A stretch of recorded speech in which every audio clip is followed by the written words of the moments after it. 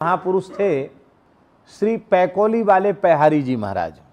ऐसे सिद्ध पुरुष थे पैकोली वाले पैहारी जी महाराज, देवरिया जिले की घटना है।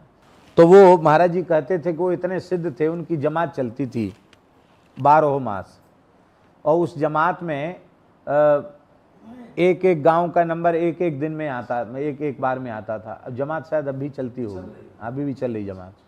हाथी घोड़ा सब जमात में उस जमाने में चलते थे। और बाबा का छत्ता लग जाता था, एक ठाकुर जी का छत्ता, बाकी सब साधु वृक्षों के नीचे रहते थे, पेड़ों के नीचे। और वो ऐसे थे महाराज जी जैसा हमने सुना है कि वो स्नान ध्यान करके तिलक स्वरूप करके अपनी सुमरनी एक बार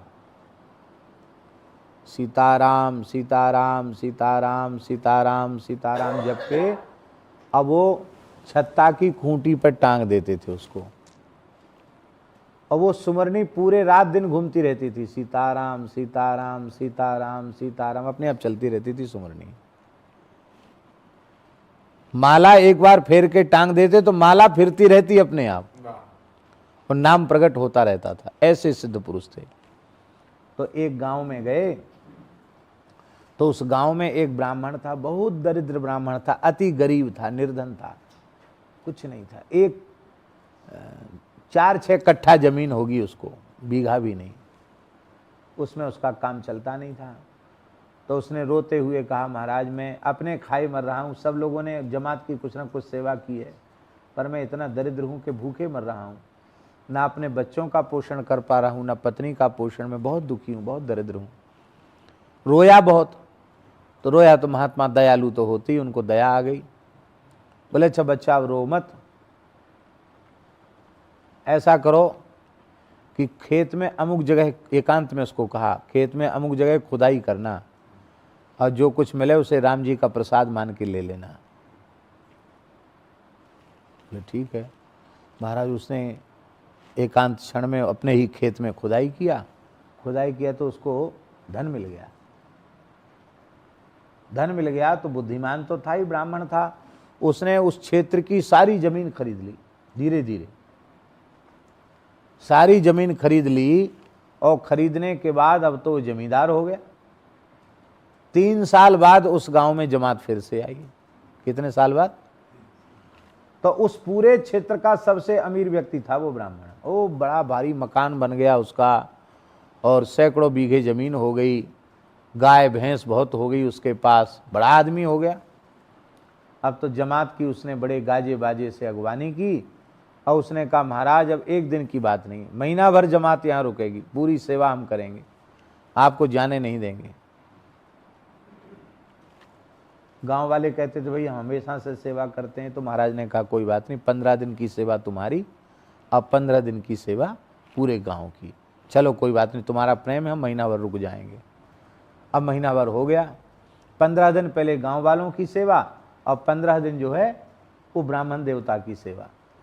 तो अब जब वो जाने लगे महाराज, तो उन्होंने कहा कहो पंडित जी अब कोई कष्ट तो नहीं है? अरे महाराज भारी कष्ट है। क्या कष्ट है? तुम कहते थे हम गरीब हैं, दुखी हैं, अब भी दुखी हो, इतना धन मिल गया फिर भी? बोले कष्ट ये है कि चूहों का बड़ा उपद्रव है, चूहे बहुत परेशान करते हैं। ये सुनकर पैहारी जी महाराज थोड़े उदास से हो गए। बोले तो ठीक है, ये कष्ट तो नहीं रहेगा, अब चूहे नहीं रहेंगे। अब चूहे कुछ खाने पीने को होगा तब ना चूहे रहेंगे। दरिद्र के घर में थोड़ी चूहा रहते हैं। खाने पीने का सामान होगा तो चूहा रहेंगे, खाने पीने का सामान ही नहीं होगा तो चूहा कहाँ से रहेंगे? वो बेचारा समझ नहीं पाया, इसी बात से श्रीहीन हो गया, नुकसान पर नुकसान होने लग गया, और जमीन बेचने लग गया, और बस बुरे दिन आते तो ऐसा ही होता है। 3 साल बाद फिर जमात आई। तो उस गांव में जैसे पहले 3 साल पहले जैसी फटी हालत में था, उसी हालत में वो ब्राह्मण फिर से आया। बोला महाराज मैं बहुत दुखी हूँ, आपने सब दे के हमको हमसे छीन क्यों लिया? बोले क्या हुआ? कहीं महाराज तो खाने बिना मर रहे हैं। बोले खाने बिना तो मर रहे हो, चूहों का कष्ट तो नहीं है? बोले खाने कोई नहीं तो चूहा क्या करेंगे, हैं? सूखे डंडे थोड़ी पे लेंगे चूहा, चूहा को खाने का होगा तो चूहा रहेंगे, खाने पीने को नहीं चूहा क्या करेंगे। उन्होंने कहा देखो भगवान किसी भी प्राणी को संपत्ति देते हैं, धन वैभव देते हैं तो अकेले भोगने के लिए नहीं देते हैं, सभी प्राणियों पर दया करो, चूहों के ऊपर भी दया करो, हैं, कुत्ता बिल्ली पर भी दया करो, पशु पक्षियों पर भी दया करो, बांट के खाओ, बांट के खाने की इच्छा रखो, पर द्वेष मत करो किसी प्राणी से, निर्दयता मत करो।